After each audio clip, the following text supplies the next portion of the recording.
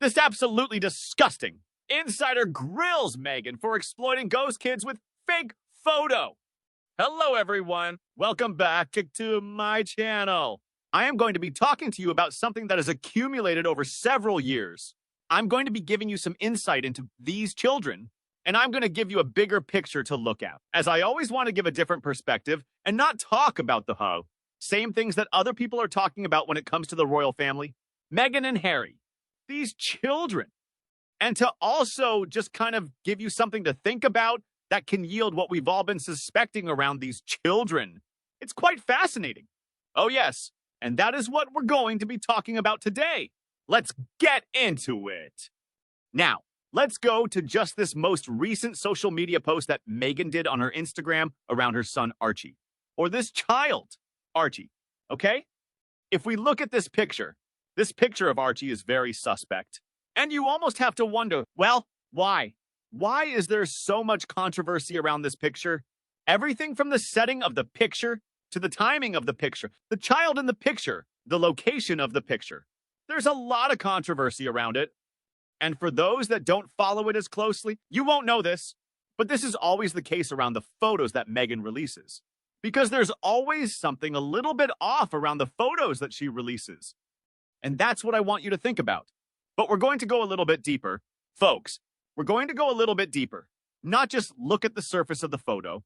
We're going to look deeper into the psychological and what the ramifications of such said photos could be for these children that are out there somewhere. Because it does hold weight. This photo that you're looking at, it is conveying a lie. It is conveying a very sinister and nefarious idea. This photo is not a matter of fact or what Meghan has wanted people to believe that it is.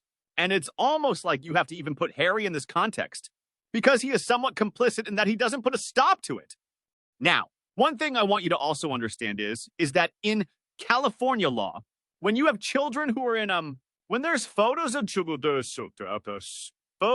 children, oftentimes you'll see the children's faces blurred out because you can only show the photos of a child's face if both of the parents agree that you are allowed to do that. And that's why a lot of times you'll only see the backs of the children or the foot or the side profile of these children because Meghan doesn't have permission from Harry to show the full frontal version of the child. But she'll do it to go against the wishes of Harry because she doesn't need his permission to take pictures that are not of the face of the child. So I'd created for the kids these email addresses that's sort of like names again that you would never guess that I will give them at some point in their lives when they're older. But before I go to bed almost every night, I email them. Now, I know why Meghan said during the podcast that she writes emails to her children. And the reason is very suspect to me. Because I thought at the time, why would you write emails, right? Otis, why would you write emails to your children almost every day if what you have on your phone? We have a time capsule in our phone. We have a time capsule of photos and video and memories that are visually and audible. Why would you say that you're writing emails? That seems almost archaic compared to what you have on your phone and your device that you use every day to capture moments with your children to show them when they're older. I mean, I still do it. I still share photos of my children from like 10 years ago that I captured on my phone of when they were younger.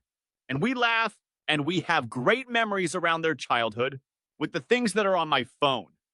And you almost have to think it just doesn't seem right that Meghan would make it. Or say she does things around this time capsule for her children by sending them emails. Why not just do a video? Hey, Archie, you know what you did today? Archie, what you did today? You actually went and made me fall down the stairs when you tripped me. I was so upset with you. I gave you a timeout and whatever, yada, yada, yada. Why not just pick up a phone and make, the amount of work that it would go into sitting down at your computer and typing up what happened earlier in the day, and then expecting that your children will actually read that and get out of reading what happened the same way that they would get out of seeing it in a video or of the mother speaking and saying what happened. It doesn't make sense. But I think I know why Meghan wanted to set that as what she does. It's because it could come out later. All of the deception that Meghan has done around the photos of her children. So much so that Neil Sean was even reporting that this is a common thing that a lot of celebrities do as a protection of their own children. They actually use different children to show in their posts so that their children and their real identity is protected from crazies. And they can use the casting of children to make it look like they're part of their family. Because how do you think it would be conveyed for these children later in life when they are older, as they grow, and they understand the social media posts that their mother did of them as children that really aren't them? Do you think they're opening these children up for ridicule and persecution by their peers when they see that their mother played all of these games and made up all these lies about who they are in these photos? Because it doesn't make sense. A lot of the photos that we see that are supposed to be of these children. I even go so far as to think that even the birth of Archie, when they first came out with this photo of Archie as a tiny baby, was not really a child. And I did a video on it. Here is where I'll leave the video. Watch it. I did a deep dive on it. And so, Meghan is playing a lot of very grown-up games with her children and their identity for the whole world to see that could later backfire on these children when they're old enough to be in communication with their own peers and to be made fun of, and to be ridiculed, and to be talked about as if your mother's crazy and making it look like this was you, and it really wasn't you, and lying and trying to paint a perception of who our children are that's really not her children. Because at this point, it's no longer a little subtle photo of a different child. It's blatant lies and hypocrisy and clear deception of who these children really are. Because you can't tell me by looking at some of these photos that these are the children that are supposed to be Archie and Lilibet. Not only that, the naming of the children. Did you know that the name Archie is actually the code name for Prince George? Yeah, that's a common practice that you have a code name for security reasons for your children. So Meghan stole the code name for Prince George, which is Archie, to name her own son Archie, as perhaps maybe a dig at William and Catherine, to bully them, sort of speak, to take their child's code name for her own, or even the name Lilibet, which was a name that was given to the late Queen Elizabeth because she wasn't able to pronounce her full name Elizabeth, and it sounded like Lilibet. And so it became a childhood nickname for the late Queen that really was special, and it was something that belonged to the Queen. And even the Queen talked about how they've taken so much from me, and even her name was taken from her childhood pet name. And Meghan and Harry did not have permission to name their child the pet name of the late Queen. Elizabeth? Yes, but not Lilibet. Lilibet was a name that was supposed to be endearing and very private name for the late Queen. But yet again, Meghan stole it for her own child. So there's a great amount of mystery around these children. There is a great amount of deception and playing of who the children really are and making people believe that's your child when it really isn't your child. Using these very grown-up games with your children, exploiting them, using them to sell your jams, using them to stay relevant in the news, using your children to make money. You think the scrutinizing of Harry and Meghan is bad now?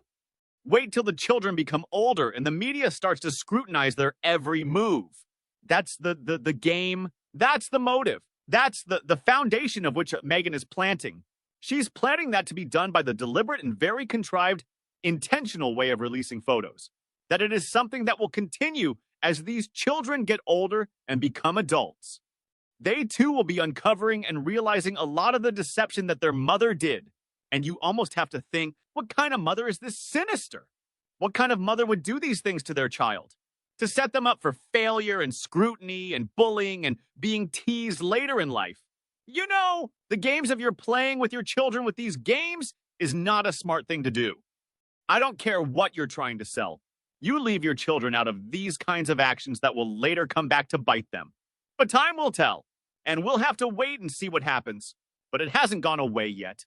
And I can't imagine that in this age of social media that it ever will. Because as they say, the internet is forever. And with that, I will see you all in the next one. Bye.